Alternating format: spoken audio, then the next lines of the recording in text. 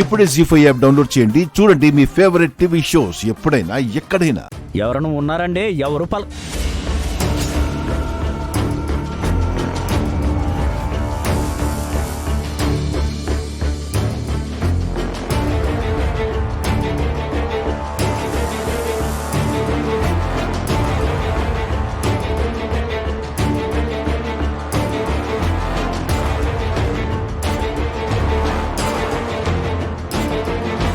మైథిలే,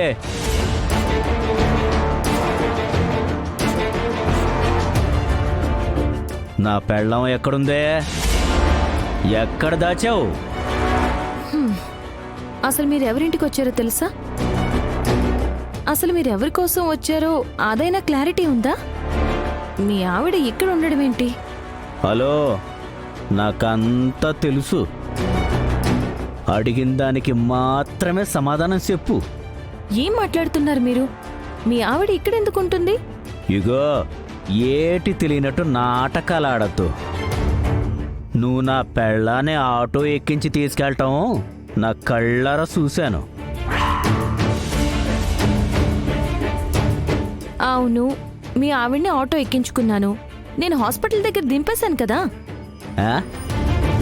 ఏటి, హాస్పిటల్ దగ్గర దింపేశావా? అవునండి. అంతగా డౌట్ ఉంటే మీ ఆవిడకి ఫోన్ చేసి అడగండి. సెత్త చేసి మీ ఇద్దరి సంగతి తేలుత్తా.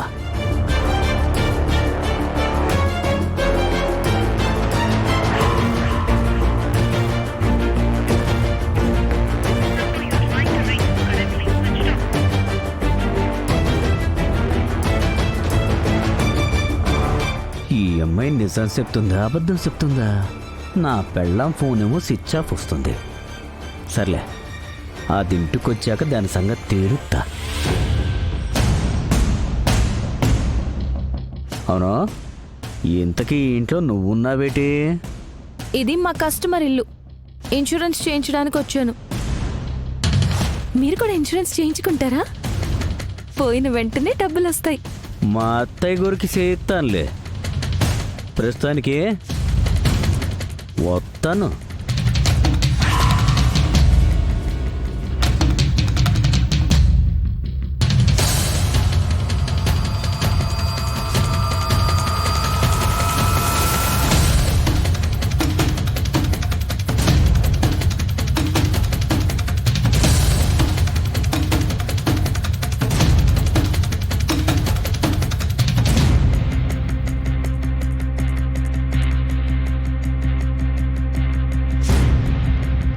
చాలా థ్యాంక్స్ మైథిలి.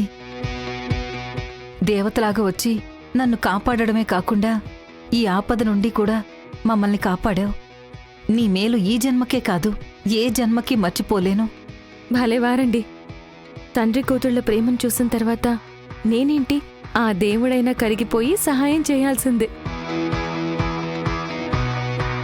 వస్తానండి, వస్తాను.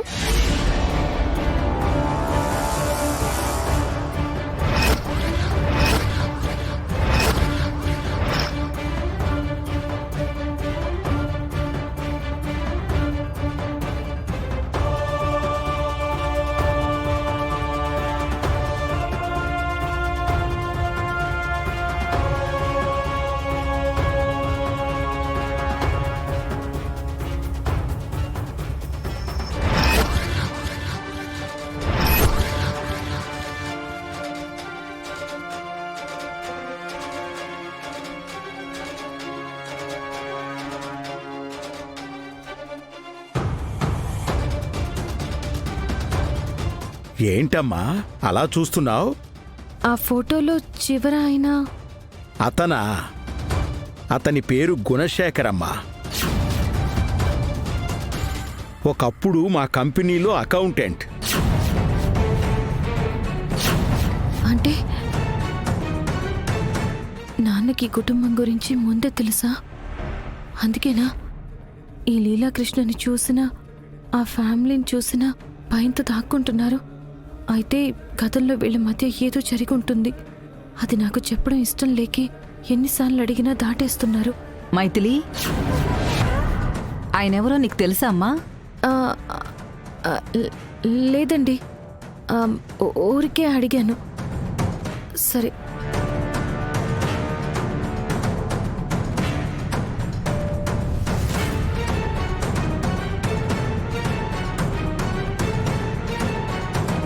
Good afternoon sir.